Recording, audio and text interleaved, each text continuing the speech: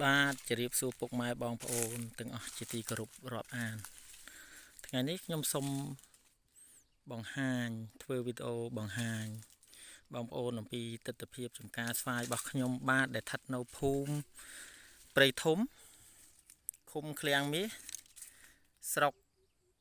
បវលខេត្តបាត់ដំបងបងប្អូនអញ្ចឹងខ្ញុំនេះចង់បង្ហាញបងប្អូនអំពីទស្សនវិជ្ជានិងបទពិសោធន៍ធ្វើស្វាយខុសរដូវរបស់ខ្ញុំបងប្អូនខ្ញុំមិនចេះបានខ្ញុំចង់បង្ហាញហ្នឹងខ្ញុំបារម្ភខ្លាចបងប្អូនខ្លះដែលគាត់មិនទាន់មានបទពិសោធន៍ហ្នឹងខ្លាចបងប្អូនធ្វើទៅខាតដូចខ្ញុំពីមុនខ្ញុំធ្វើរយៈពេល4ឆ្នាំបងប្អូនប៉ុន្តែ2ឆ្នាំដំបូងខ្ញុំខាតដោយសារខ្ញុំអត់ចេះអត់ដឹងអីសោះអត់មានបទពិសោធន៍ណាហើយពេលដែលយើងអត់ចេះអត់ដឹងអញ្ចឹងយើងទៅសួរគេដែលអ្នកមានបទពិសោធន៍គាត់អត់ប្រាប់យើងទេហើយបើគាត់ប្រាប់ក៏ប្រាប់ចំណុចតិចតួចអញ្ចឹងក៏ខ្ញុំខំត្រេះរិះរមធ្យោបាយមើលគិតខ្ញុំក៏ម៉ាយវាយ YouTube វាយអីចេះវាយចេះឆែកមើលក្នុងទូរស័ព្ទណាបងប្អូនតាមបណ្ដាញសង្គម Facebook ផង YouTube ផងផ្សេងផងនេះបងប្អូនមើលស្វាយខ្ញុំផ្លែច្រើនតែបងប្អូននេះបេះហើយម្ដងនេះផ្លែសាថ្មីមកទៀតណាបងប្អូនផ្លែសម្រាប់ផ្លែឥឡូវនេះក្នុងមួយដើមវាដូចជាអត់ក្រោមពី100ចន្លោះពី100ទៅ120គីឡូឯងបងប្អូនមើលនេះមើលមែកឡើងទុនអស់ហើយអញ្ចឹងខ្ញុំបារម្ភខ្លាចបងប្អូនខាតដូចខ្ញុំរយៈពេលកាលធ្វើ2ឆ្នាំដំបូងតែ2ឆ្នាំក្រោយនេះឆ្នាំទី3ខ្ញុំវាអត់អីទេទប់ទល់ដោយសារយើងមានបទពិសោធន៍ខ្លះដល់ឆ្នាំទី4នេះដូចជាសម្រាប់ស្រុកយើងគេធ្វើអត់សូវបានទេគ្រប់គ្នាតែចំណែកខ្ញុំមិនមែននិយាយទៅមិនមែនថាអួតទេណាបងប្អូនគ្រាន់តែចង់ប្រាប់ពីលទ្ធផលពិតប្រាកដរបស់ខ្ញុំធ្វើបានលទ្ធផលធ្វើបានផ្លែល្អផ្លែស្អាតហើយច្រើនតែគ្រាន់តែបងប្អូនដឹងហើយសម្រាប់ឆ្នាំនេះតម្លៃកសិផលវាដូចជាតម្លៃមិនល្អទេហើយបងប្អូនមិនផ្លែស្អាតណាអញ្ចឹងខ្ញុំបារម្ភគ្រាន់តែចង់ប្រាប់បងប្អូនថាការធ្វើស្វាយបងប្អូនត្រូវតែចេះបត់បែនតាមកលៈទេសៈហើយនឹងការប្រើប្រាស់ជីថ្នាំឲ្យបានត្រឹមត្រូវហើយប្រើដោយសន្សំសំចៃកុំតាមដែលគេផ្សំឲ្យបងប្អូនគ្រាន់តែចង់ប្រាប់តែអញ្ចឹងព្រោះអ្នកផ្សំឲ្យហ្នឹងគាត់អត់បានមកនៅជាមួយយើងផ្ទាល់ទេ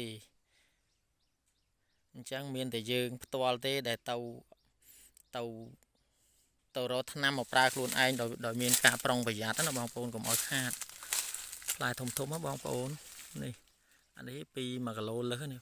អានេះចូល1.6ខាំហើយអញ្ចឹងវីដេអូនេះខ្ញុំគ្រាន់តែចង់ប្រាប់បងប្អូនថាអញ្ចឹងចង់បង្ហាញបងប្អូនថា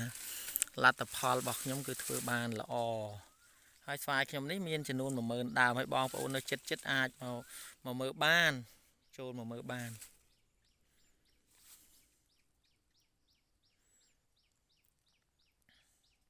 ហើយបើបងប្អូនចង់ដឹងបទពិសោធន៍ឬក៏មិនទាន់មានបទពិសោធន៍បងប្អូនអាចសាកសួរខ្ញុំបានខ្ញុំមិនលាក់បាំងអីទេតែមិនមែនជាចំណេះដឹងដោយការរៀនទេគឺគ្រាន់តែជាបទពិសោធន៍តែប៉ុណ្្នឹងទេខ្ញុំមិនបានចូលរៀនសាលារៀនអីគេទេអញ្ចឹងខ្ញុំធ្វើដោយខ្ញុំចេះខ្ញុំដឹងខ្ញុំមានបទពិសោធន៍ដោយការខ្ញុំធ្វើទេតែប៉ុណ្្នឹងទេបងប្អូនចង់បញ្ជាក់បងប្អូនថាអញ្ចឹងតែលទ្ធផលរបស់ខ្ញុំទទួលបានល្អជាទីគាប់ចិត្តបងប្អូនមើលទៅមើលមែកចេះទៅនេះតែមែកដាបអញ្ចឹងបានន័យថាផ្លែមិនធម្មតាហើយវីដេអូក្រោយទៀតខ្ញុំនឹងធ្វើបង្ហាញពីការធ្វើស្វាយខុសរដូវចាប់ពីវគ្គ1រហូតដល់វគ្គចុងបញ្ចប់ខ្ញុំនឹងធ្វើបង្ហាញដើម្បីឲ្យបងប្អូនដែលគាត់មិនទាន់ចេះធ្វើគាត់ធ្វើកុំឲ្យទទួលបរាជ័យដោយខ្ញុំរយៈកន្លងមកបងប្អូន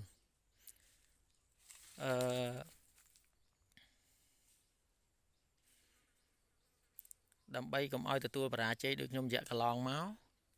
ហើយនឹងចាប់ផ្ដើមធ្វើទៅបងប្អូននឹងបានផលចំណេញ